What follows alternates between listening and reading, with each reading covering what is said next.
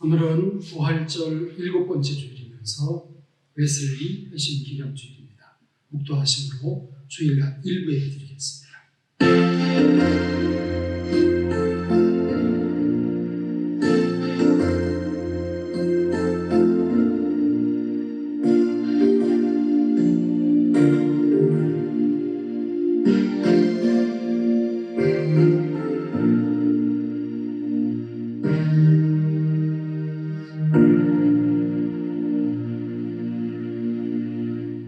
이 말씀을 마치시고 그들이 보는데 울려져 가시니 구름이 그를 가리어 보이지 않게 하더라. 올라가실 때에 제자들이 자세히 하늘을 쳐다보고 있는데 흰옷 입은 두 사람이 그들 곁에 서서 이르되 갈릴리 사람들아 어찌하여 서서 하늘을 쳐다보느냐. 너희 가운데서 하늘로 올려지신 이 예수는 하늘로 가심을 본 그대로 오시리라 하였느니라. 아멘. 모두 기립하셔서 23장 찬송 드리겠습니다.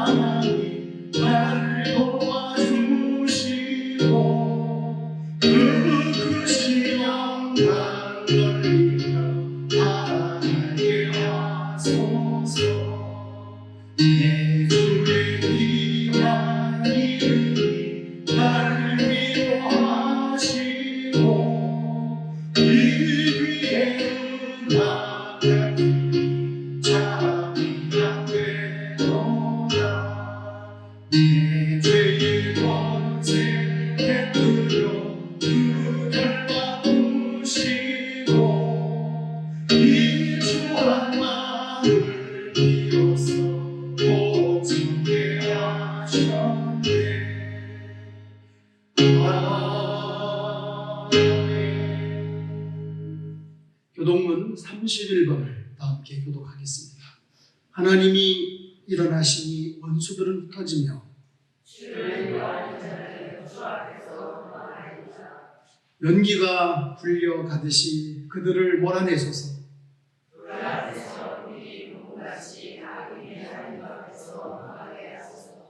의인은 기뻐하여 하나님 앞에서 뛰놀며 기뻐하고 즐거워할지어다. 하늘을 타고 광야에 행하시던 이를 위하여 대로를 수축하라. 그의 거룩한 처소에 계신 하나님은 고아의 아버지시며 과부의 재판장이시라.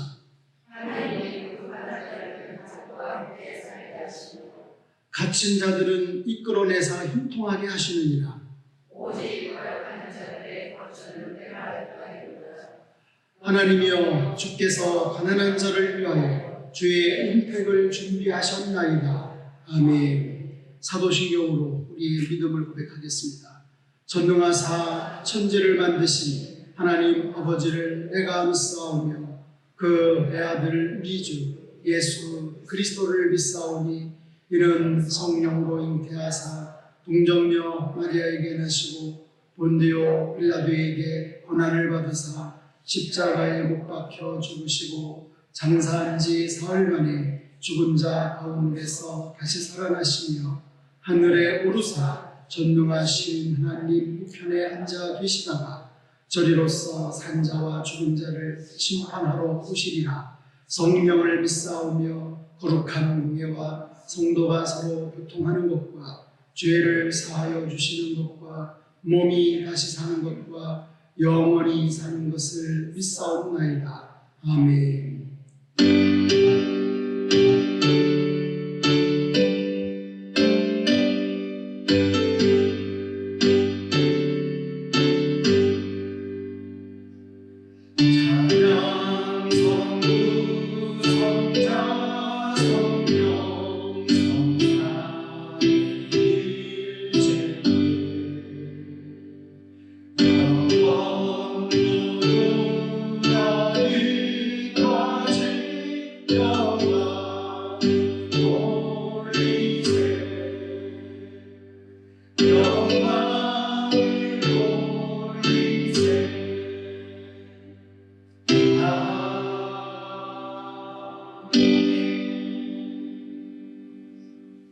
자리에 앉으시기 바랍니다.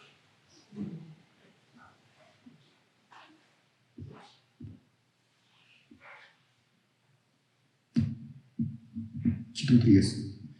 우리의 주가 되시며 모든 가정의 주가 되시는 하나님 아버지, 따스한 햇살이 가득해지기 시작하는 5월달 가정의 달을 지내면서 저희들이 하나님을 경외하지 않고 살아가고 있음을 고백합니다.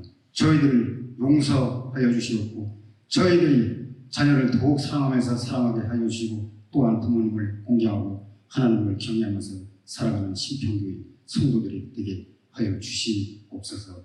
하나님 아버지, 우리 주변의 많은 사람들이 아직도 여전히 우상을 숭배하고 인간의 힘만 의지하여 하나님을 사랑하기보다 더 하고 있사오니 이제라도 그들이 죄를 이웃이어 주님께 돌아오는 놀라운 기적이 일어날 수 있도록 저희들에게 능력과 힘을 주시어서 그들의 마음을 변화시키며 살아갈 수 있도록 하여 주시옵소서. 하나님 아버지, 코로나 바이러스를 완전히 종식되게 하여 주시어서 그리하여 침체된 경제가 살아나게 해주시고 저희들 또한 일상생활에 이전처럼 자유로이 영역을 넓히면서 살아갈 수 있도록 하여 주시옵소서.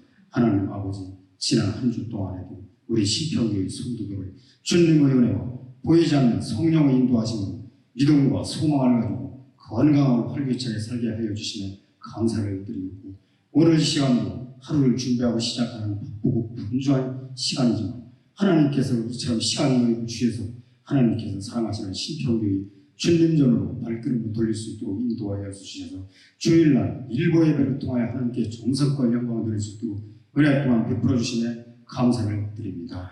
하나님께서는 이처럼 저희들에게 베풀어 주시는 감사는 수도 없이 많지만 저희들은 이 땅에 살아가면서 늘 불평과 불만 가운데 살아가고 있음을 고백합니다. 저희들의 연약함을 용서하여 주시옵고 이 시간 담임 목사님 말씀을 통하여 성령 충만함으로 살아가게 하여 주시고 또한 하나님께 늘 감사함으로 살아가는 신평의 성도들이 되게 하여 주시옵소서. 하나님 아버지, 이 시간도 변함없이 저희들에게 하나님 말씀을 전하시는 담임 목사님 영육간의 신령과 강건함을 주시고 이 시간도 귀한 말씀으로 친 말씀하시는 은혜가 있으시도록 하여 주시고 또한 이 시간 선포하시는 말씀이 저희들에게는 크신 은혜의 말씀이 되게 하여 주시옵소서. 하나님 아버지, 담임 목사님과 사모님께서는 우리 신평교회에 속한 모든 성도들을 가정마다 가정 대신방 중에 계시오니 몸을 강건케 유지하여 주셔서 신방기간 마치는 시간까지 신방에 잘 마쳐질 수 있도록 하여 주시고 또한 모든 성도들 가정에서 간구하는 모든 기도 제목들이 담임 목사님 말씀과 기도를 통하여 다 이루어지는 놀라운 기적이 일어나게 하여 주시옵소서. 하나님 아버지, 담임 목사님과 모든 성도님들 간에도 더더욱 돈독하게 하여 주셔서 그리하여 우리 지역에서 더더욱 신임받는 신평교회가 되게 하여 주시고 모든 성도님들 간에도 소통이 잘 이루어지게 하여 주시며 갈등이 없는 신평교회 성도들이 되게 하여 주시옵소서. 하나님 아버지, 몸된 교회 안에서 담임 목사님을 통하여 모든 성도들이 성경 공부를 받을 수 있도록 하여 주시고 예불에서의 성경 공부는 일체 아예 생각지도 말게 하여 주시며 오직 하나님께서 전해주시는 담임 목사님 말씀 안에서 흔들림이 없이 믿음을 가지고 확신을 가지고 살아가는 신평교회 성도들이 되게 하여 주시옵소서. 하나님 아버지, 우리 신평교회에 속한 모든 성도님들이 몸된 교회와 담임 목사님을 잘 받들어 섬기면서 살아가게 하여 주시고 몸된 교회에서 봉하는 모든 일들에 협조하고 참석하면서 살아가게 하여 주시고 또한 모든 성도님들이 온전하게 11조 생활하면서 살아가게 하여 주시어 그리하여 하나님께 내려주시는 모든 복을 누리면서 살아가는 신평교회 성도들이 되게 하여 주시옵소서. 이 시간도 하루를 준비하고 시작하는 바쁘고 분주한 시간이지만 주일날 일부 예배에 참석하는 모든 성도들 가정마다 하나님께서 우리가 그의 손길을 펼치셔서 모든 성도님들 가정에는 희락과 평안이 늘 넘쳐나게 하여 주시고 온 가족들 건강하게 하여 주시고 다니고 있는 직장과 가정에서 하고 있는 생업장에도 주님의 축복이 넘쳐나게 하여 주시옵소서. 하나님 아버지, 간절히 묻기는 원치 않는 질병으로 인하여 고통을 받는 성도들도 있사오니 하나님께서 치유와 희복이 있도록 하여 주셔서 그리하여 건강한 몸과 건강한 마음으로 하나님께 충성하고 봉사하면서 새로운 믿음을 가지고 형통된 삶을 살아갈 수 있도록 하여 주시옵소서. 감사드리며 이 시간 드리는 주일날 일부의 예배를 진실한 마음과 영적인 예배로 드리오니 하나님께서 감사로 받아주시옵고 예배를 마치고 돌아가는 발걸음 또한 하나님께서 늘 보살펴 주실 것으로 믿사오며 존귀하신 예수님의 이름으로 간절히 기도드립니다. 아멘.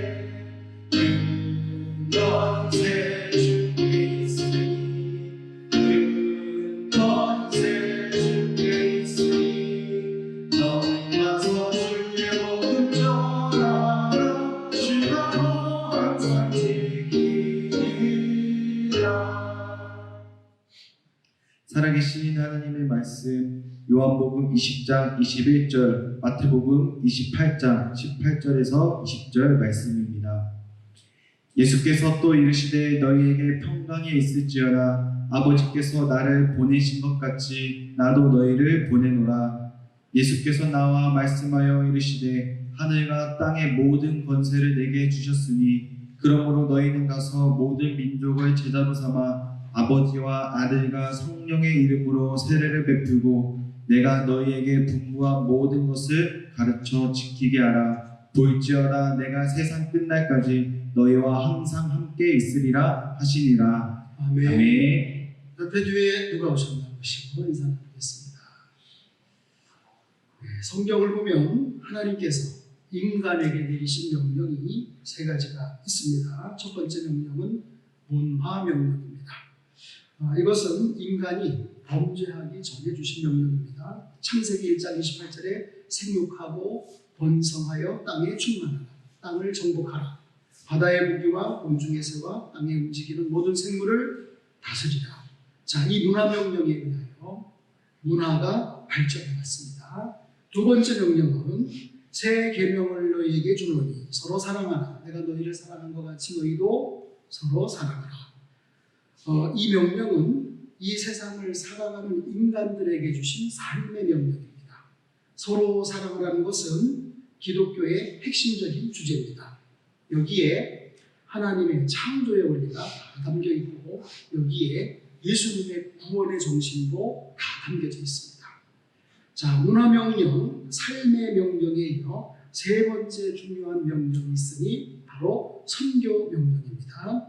자, 부활하신 예수님 우리에게 네 마디 말씀하셨습니다. 예수님은 무서워 떨고 있는 제자들에게 나타나셔서 너희에게 평강이 있을지어다 말씀하셨고요. 그리고 두 번째는 성령을 받으라 말씀하셨고요. 세 번째는 아버지께서 나를 보내신 것 같이 나도 너희를 보내노라 말씀하셨습니다. 자, 예수님 부활 후 마지막 말씀은 복음 전도의 명령이었습니다. 마태가 들은 예수님의 마지막 명령, 너희는 가서 모든 민족을 제자로 삼아 아버지와 아들과 성령의 이름으로 세례를 베풀고 내가 너희에게 분부한 모든 것을 가르쳐 지키게 하라. 볼지어다 내가 세상 끝날까지 너희와 항상 함께 있으리라. 죄를 범한 인간을 구원하기 위한 명령인 거죠. 그래서 예수님의 마지막 명령, 예수님의 마지막 명령은 우리의 최초의 관심사가 되어야 합니다. 예수님은 영혼 구원 때문에 이 땅에 오셨습니다. 영혼 구원 때문에 십자가에 달려 죽으셨습니다. 그러니까 이렇게 말씀하시는 것은 너무나 당연한 것입니다.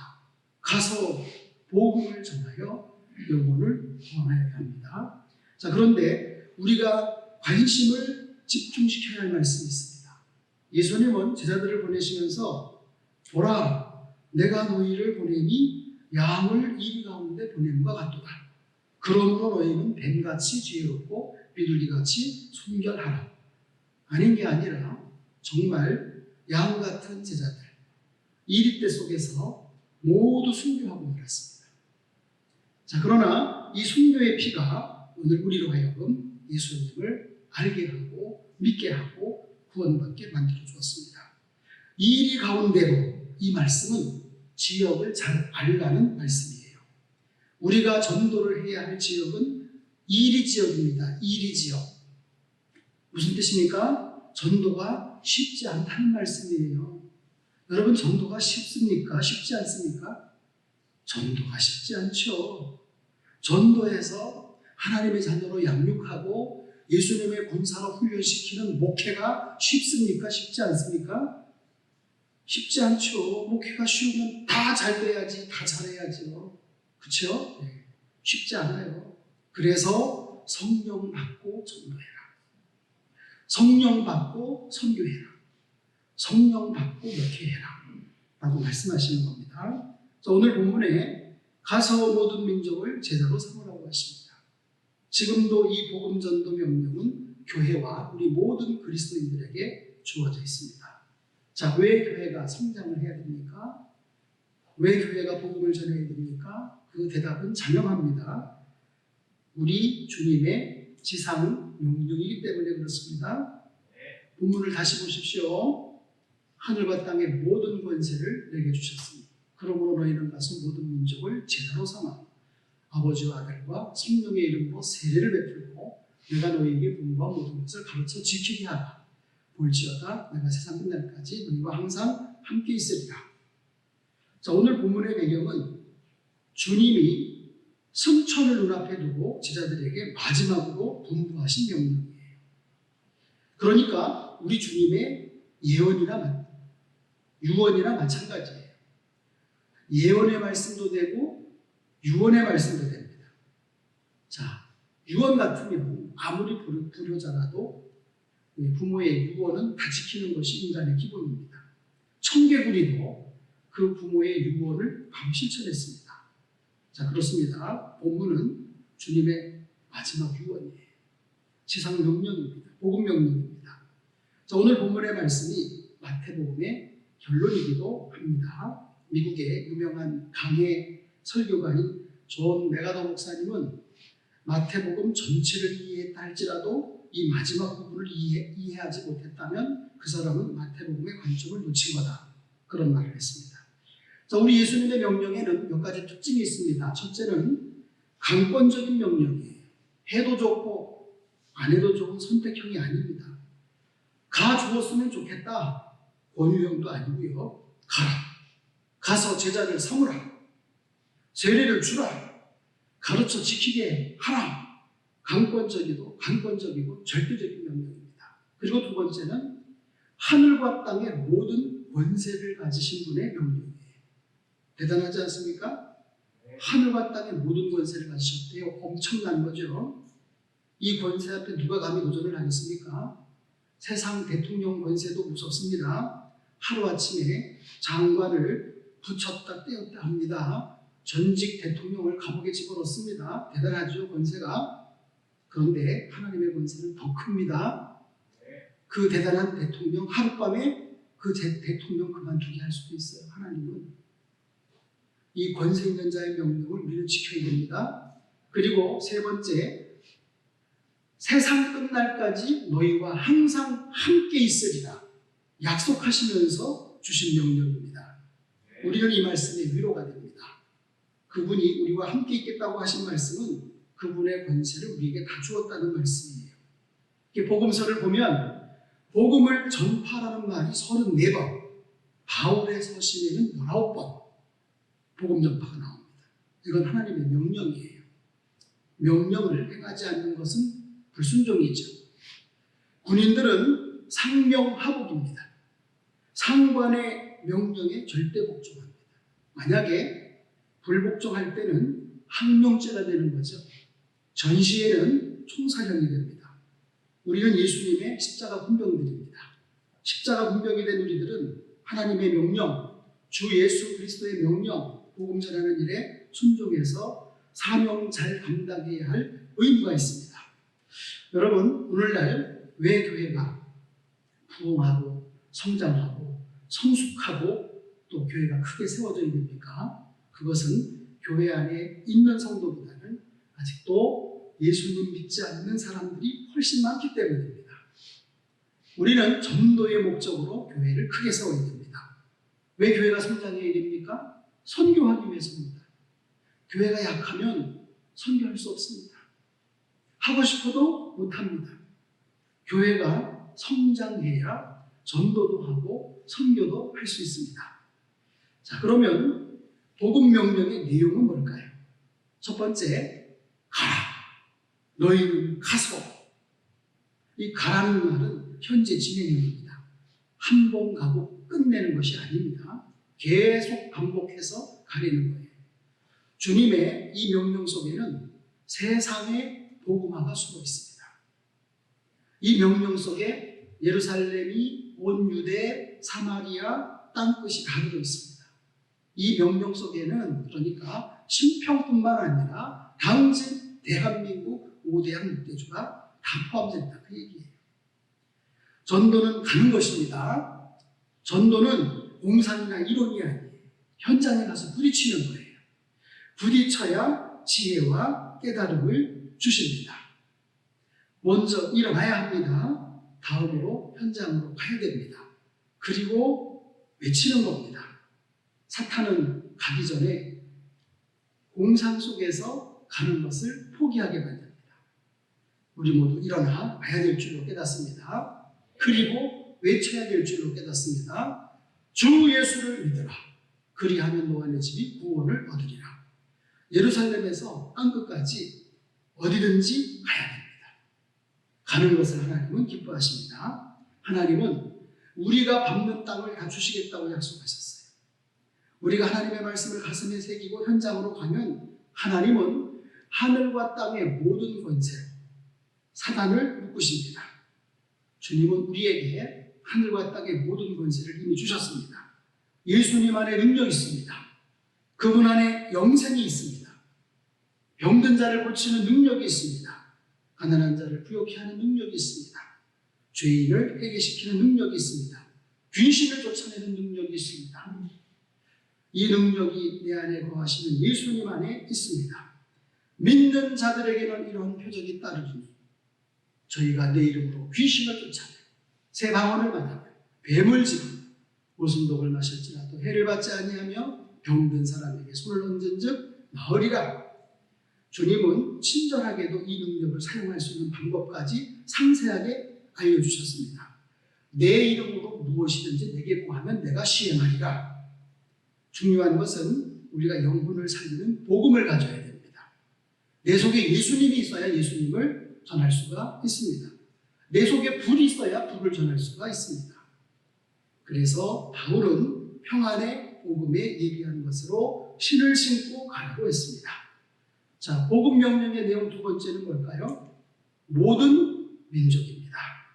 좁은 의미로는 내 가정, 내 직장, 내가 처한 곳으로 가라는 말씀이고요.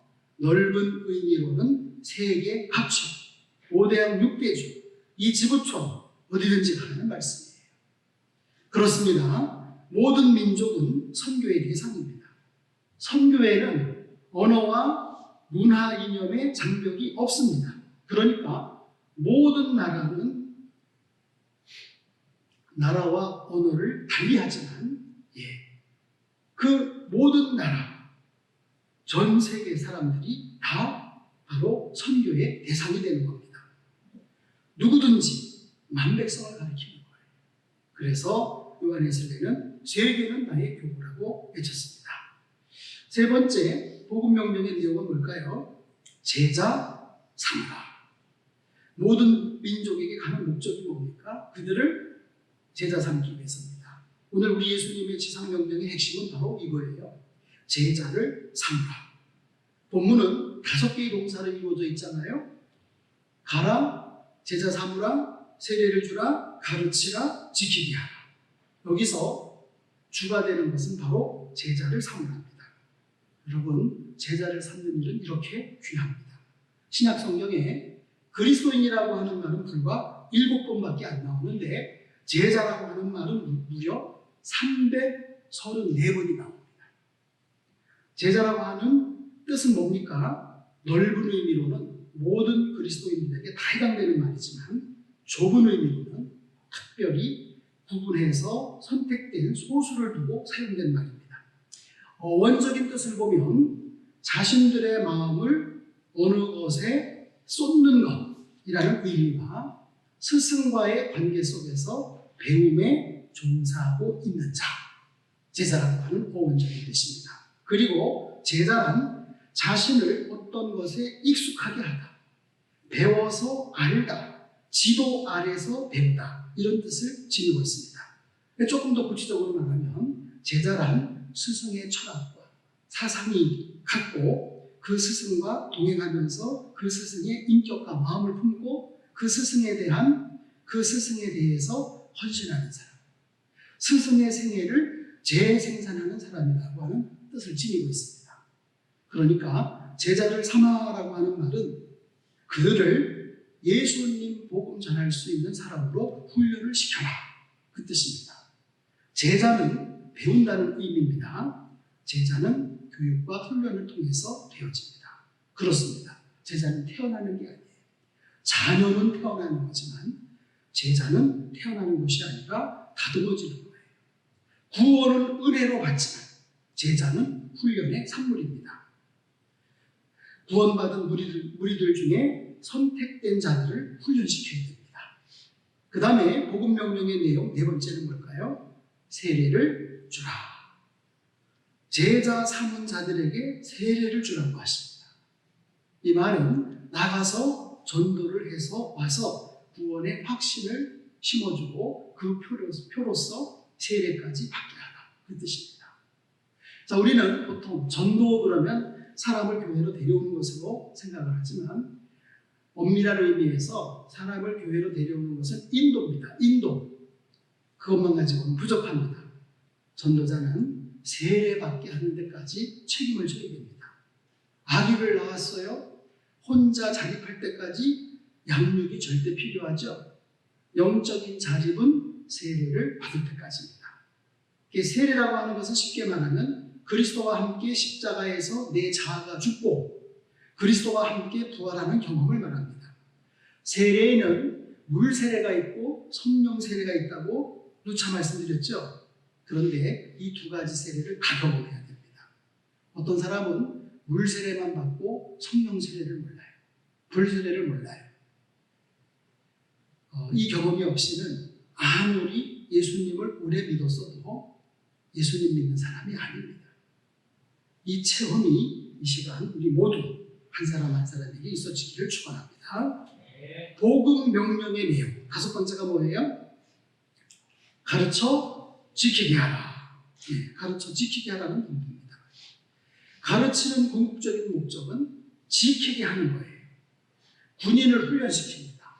군인을 훈련시키는 것은 전투하고 힘과 기를 길러주는 것이고, 선수를 가르치는 것은 경기를 치러낼 수 있는 기술과 힘을 길러주려는 것입니다.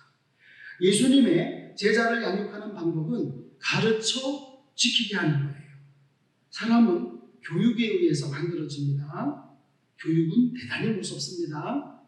그래서 배워야 하고 가르쳐야 합니다. 예수님의 제자들을 좀 보십시오. 그들이 처음부터 대단한 사람들이었나요? 아마도 그들의 처음은 평균을 밑도는 사람들이었다고 생각이 돼요. 일단 그들의 직업을 보십시오. 어부, 세리, 적어도 엘리트 계층은 아니었음이 분명합니다. 그런데 우리 예수님이 3년 데리고 다니시면서 가르쳤어요. 그랬더니 당시의 엘리트는 물론 로마의 권력까지 무서웠던 그런 존재가 되었습니다. 가르침에 있어서 2가지가 중요합니다. 무엇을 가르치느냐, 언제까지 가르치느냐. 한마디로 예수님을 가르쳐야 되고 지킬 때까지 가르쳐야 됩니다. 여기서 가르치는 것과 배우는 것도 중요하지만 지키는 것이 더 중요합니다. 여기서 말하는 지킨다, 수호한다, 유지한다, 실천한다는 뜻을 가지고 있습니다. 자, 성경을 들여다보니까 우리가 지켜야 할 것 3가지를 명령하는 것을 알 수가 있습니다. 첫 번째, 성경은 너 자신을 지키라고 말씀합니다. 디모데전서 5장 22절에 보면 바울이 디모데에게 너 자신을 지켜 정결케 하라 말했습니다. 그 다음에 2번째는 뭘 지키라고 하시느냐? 믿음을 지키라고 하십니다. 디모데후서 4장 7절에서 바울은 내가 믿음을 지켰다 이렇게 말합니다. 그 다음에 뭘 지켜야 됩니까? 말씀을 지켜야 합니다. 요한복음 14장 15절에서 주님은 너희가 나를 사랑하면 나의 계명을 지키라고 그랬습니다. 제 아무리 훌륭한 믿음을 가졌다 하더라도 그 믿음을 바로 지키지 못하면 그건 무너지고 맙니다. 그러나 아무리 약한 믿음을 가졌다고 하더라도 그 믿음을 바로 지키기만 하면 그 믿음이 자랍니다. 그래서 큰 믿음이 됩니다. 우리 모두 믿음을 잘 지키시기 바랍니다. 말씀대로 살고 말씀대로 지키면 하나님이 복을 주십니다. 3번째, 우리 인간은 하나님의 형상대로 지음받았기에 그분 안에서 살아야 한다는 말씀을 드립니다. 파스칼이라고 하는 프랑스의 과학자이며 철학자였던 파스칼은 모든 사람의 마음속에는 하나님을 닮은 공백이 있는데 그것은 어떤 피조물로도 채워질 수 없고 오직 예수 그리스도를 통해서 알게 하신 창조주 하나님만으로 채워질 수 있다. 이런 말을 했습니다. 참 맞는 말이에요. 물고기는 물속에서 살아야 됩니다. 사람은 하나님 안에서 살아야 됩니다. 우리 사람은 하나님의 형상대로 지음받았기 때문에 하나님의 형상대로 지음받은 우리 속에는 누가 계셔야 돼요? 하나님이 계셔야 됩니다. 이 간단한 진리를 사람들이 몰라서 이리저리로 방황하고 있습니다. 이 간단한 진리를 몰라서 고통, 저주, 질병, 죽음, 심판의 문제에서 낙심하고 좌절하고 절망하고 있습니다. 많은 사람들이 현실적인 삶에 만족을 못합니다. 우리 사람은 하나님이 여기 들어와 계셔야 만족이 됩니다.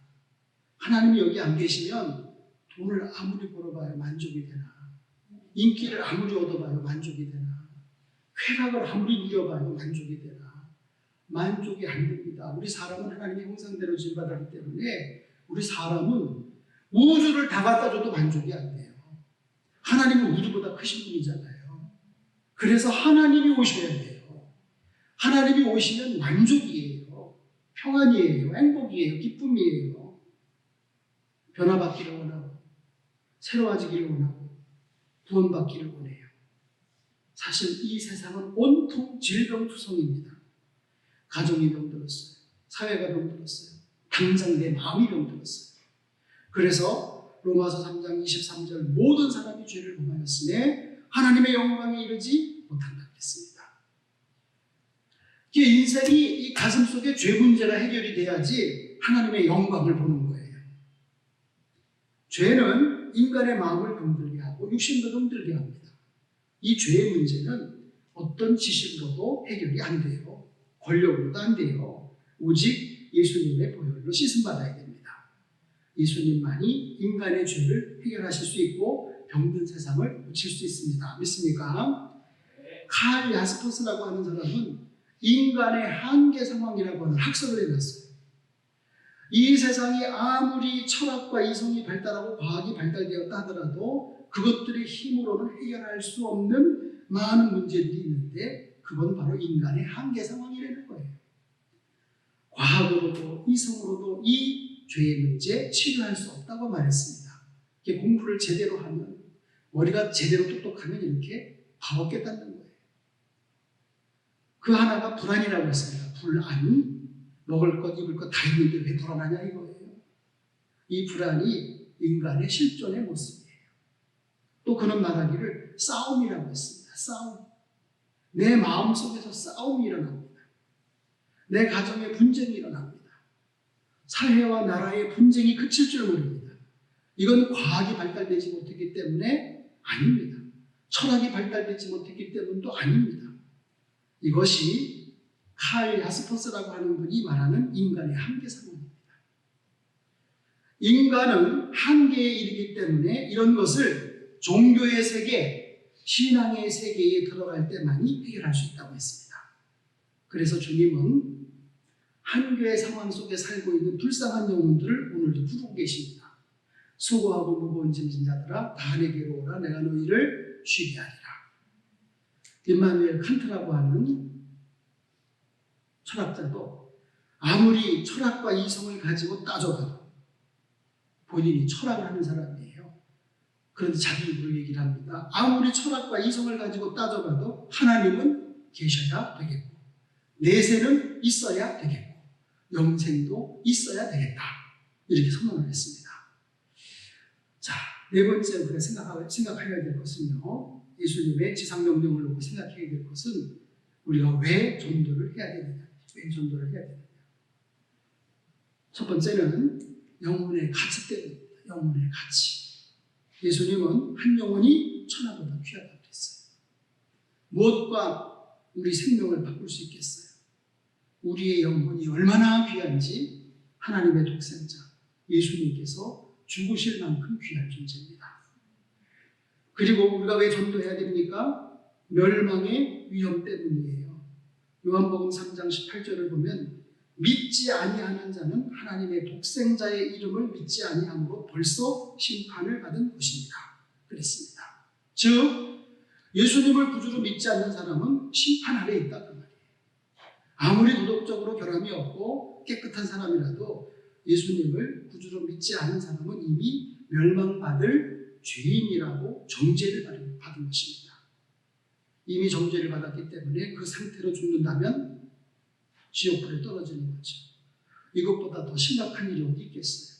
그렇습니다. 우리 인간에게는 세 가지 죽음이 있습니다. 첫째는 하나님과의 단절, 영적인 죽음. 두 번째는 육신적인 죽음. 세 번째는 영원한 죽음. 육신의 죽음은 가르쳐주지 않아도 다 알죠. 그러나 자신이 죄와 허물, 원죄와 자범죄로 죽은 존재예요. 영원한 죽음인 지옥에 가게 될 운명을 아는 사람은 흔치 않습니다. 그래서 전도를 통해서 이걸 가르쳐줘야 됩니다. 그래서 멸망을 받지 않도록 해야 됩니다. 그리고 왜 전도해야 될까요? 내일 일을 모르기 때문이에요. 너는 내일 일을 자랑하지 말라. 하루 동안에 무슨 일이 일어날는지 내가 알 수 없음이니라. 그렇죠? 히브리서 9장 27절을 보면 한 번 죽는 것은 사람에게 정하신 것이요 그 후에는 심판이 있으리니. 여러분, 사람은 아무도 자기 앞날을 몰라요. 한치 앞을 내다보지 못합니다. 얼마나 살게 될지 몰라요. 우리 중에 내가 얼마나 더 살다가 죽을지 아는 사람 있습니까? 없어요.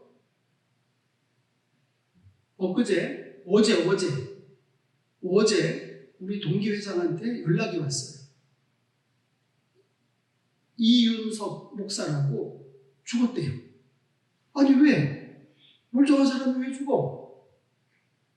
갑자기 쓰러졌는데 안 일어나. 죽은 거예요. 내일 발인 예배드려요.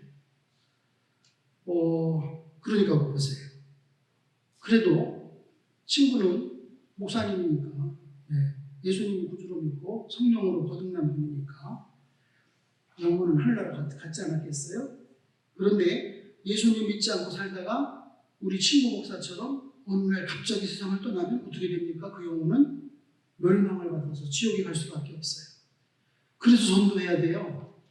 그리고 왜 전도해야 됩니까? 예수님의 오신 목적이고 예수님의 명령이기 때문입니다. 예수님께서 이 세상에 오신 목적은 인간을 구원하기 위함이에요. 십자가에 죽으시고 부활하시고 승천하시고 장차 재림하실 목적도 인간을 구원하시기 위해서입니다. 그래서 전도는 예수님의 목적을 이루어드리는 거고, 전도는 하늘과 땅의 모든 권세와 능력을 가지신 예수님의 거역할 수 없는 명령입니다. 그리고요, 사회 정화의 최선의 길이기 때문입니다. 세상은 날로 악해져가고 타락하고 부패해져가고 있습니다. 사탄은 자기 세력을 사회 전반에 확산해가고 있습니다. 수많은 사람들이 지금 사탄의 영향력에서 비틀거리고 젊은이와 청소년들이 사탄의 문화에 푹 빠져서 비틀거리고 있습니다. 지금 우리 사회를 표현한다면 병든 인간, 병든 세상이에요. 여러분, 무엇으로 이 병든 인간과 병든 사회를 정화할 수 있습니까? 교육으로요? 제도로? 군대나 경찰력으로? 안 됩니다. 세상에는 그 길이 없습니다. 병든 인간이 사회를 병들게 하기 때문에 사람을 구원해야 됩니다. 사람을 구원해서 변화시켜야 됩니다. 오직 복음으로 새 세상으로 만들어가야 됩니다. 그래서 전도는 단순히 영혼 구원 차원이 아니라 내가 사는 이 세상도 정화시키는 길입니다. 여러분, 그거 아시기 바래요. 역사 속에서 교회가 막 부흥하면요, 교회가 막 부흥하면 경제도 같이 부흥해요. 그리고 교도소의 죄수가 줄어요. 교도소의 죄수가 줄어요. 이게 교회가 부흥할 때 일어나는 일입니다. 이게 뭘 의미하는 거죠? 복음이 사회를 정화하는구나. 이게 역사적으로 판명이 난 거예요. 그런데 또 모르는 사람들은 교회 많은 걸 가지고 뭐라 그래요? 교회가 뭐 편의점 숫자보다 많다고? 아니, 어떻게 감히 그런 소리를 해요?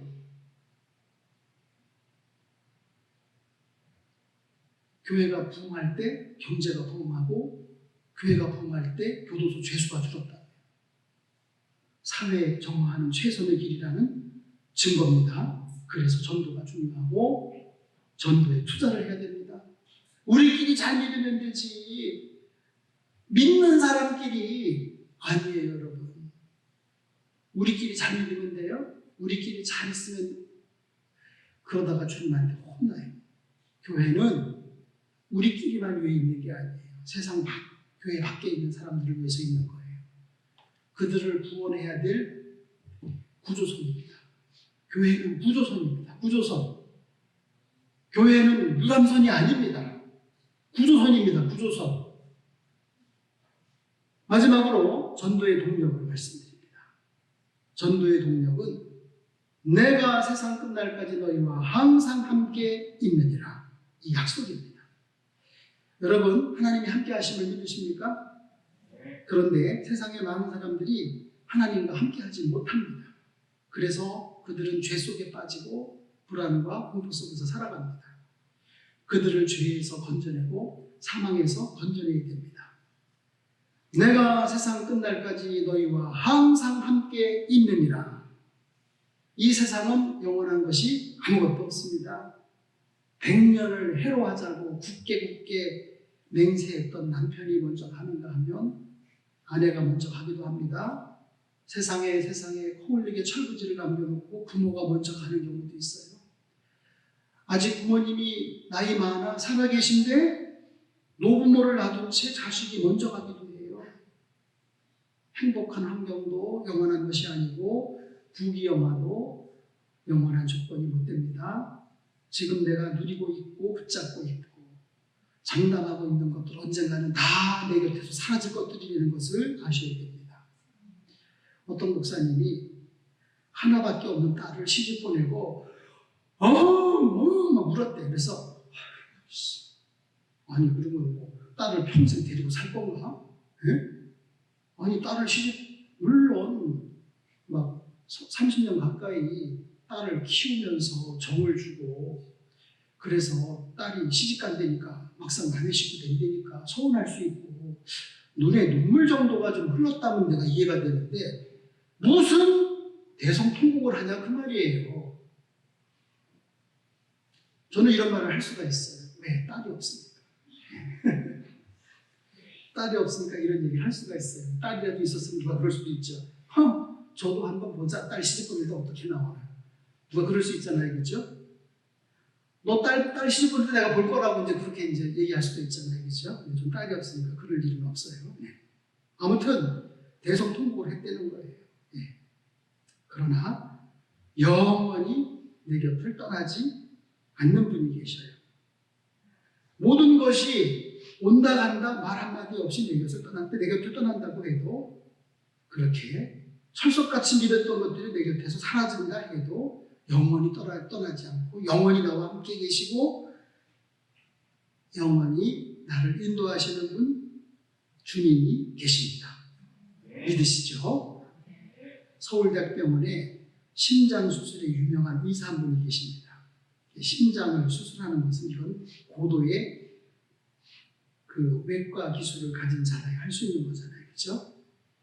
이분이 레지던트에 올라갈 때 주임 교수와 과장과 면담을 했습니다. 그때 주임 교수가 너 공부 얼마나 했냐? 뭐 이런 질문을 하지 않고 대뜸 첫 마디가 너 교회 다니니?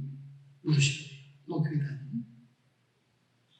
그 면담이 끝난 후에 그 주임 교수로 과장의 권유를 따라서 교회를 나가기 시작했답니다. 자, 그런데 그 주임 교수는 심장수술 들어가기 전에 꼭 기도를 하고 수술실에 들어가더래요. 그 기도의 내용을 들어보니까 주님, 제가 최선을 다하지만 생명의 주권자는 하나님이십니다. 주님이십니다. 그걸 보면서 이 제자 레지던트도 그 스승 주임 교수 과장과 똑같이 신앙의 길을 가고 있다고 들었습니다. 자, 우리 주변에는 아직도 예수님 모르고 사는 사람들이 얼마나 많은지 몰라요. 그 영혼들에게 우리는 복음을 전해야 할 사명이 있고 책임이 있고 의무가 있습니다.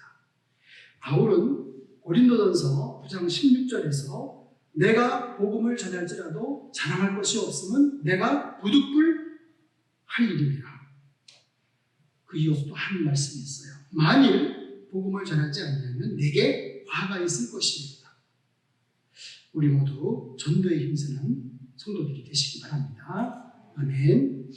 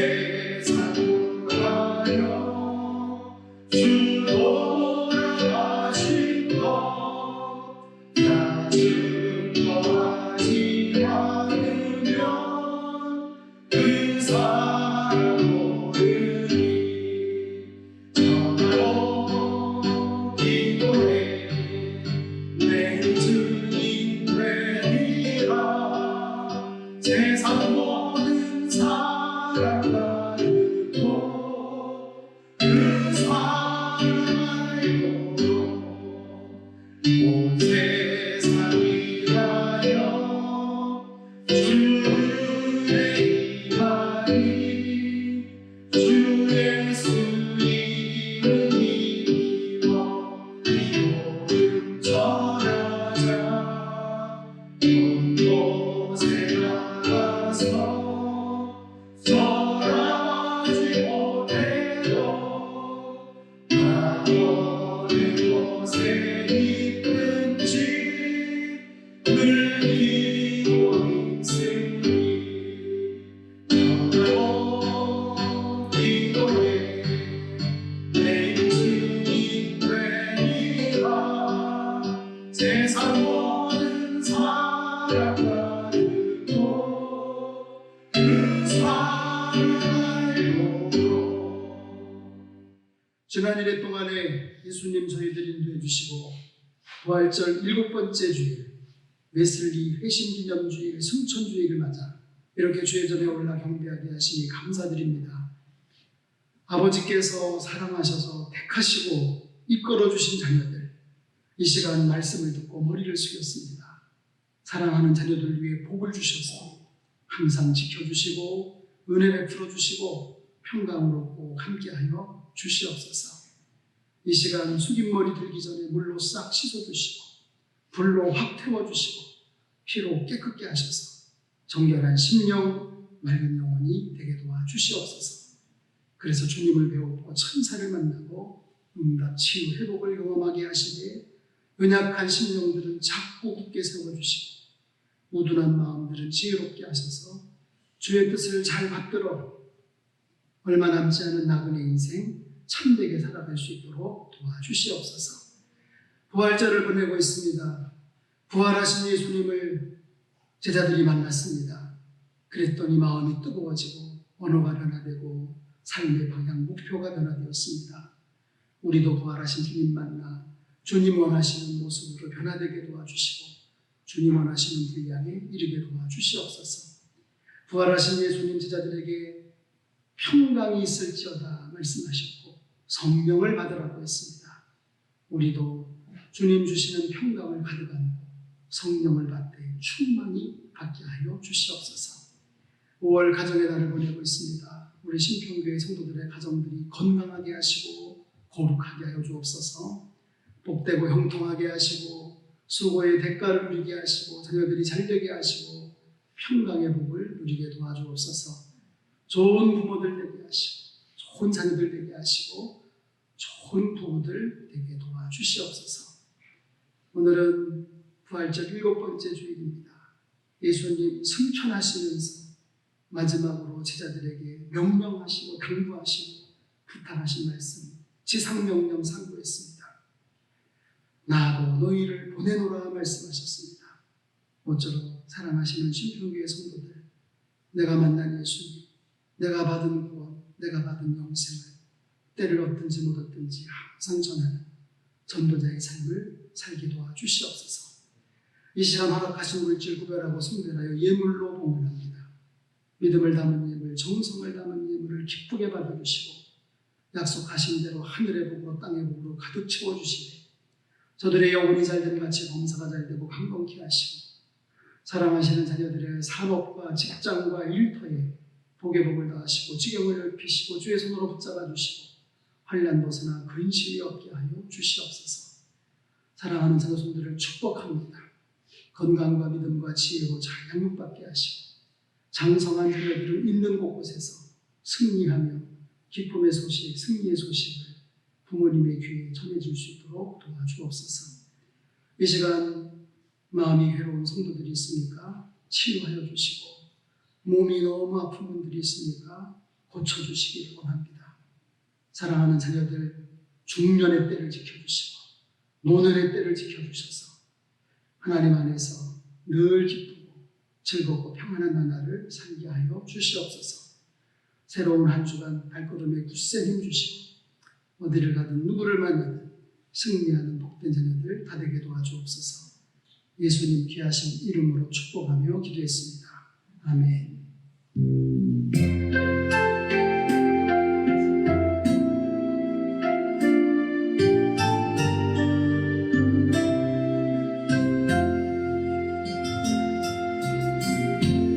제 모습 속에 보이는 하나님 형상 아름다워 존귀한 주의 나라에 있으니 사랑하면서 사랑합니다. 우리의 보인 주의 임하심 하나님 영광 아름다워라 존귀한 왕이 여기 계시니 사랑하면서 축복합니다.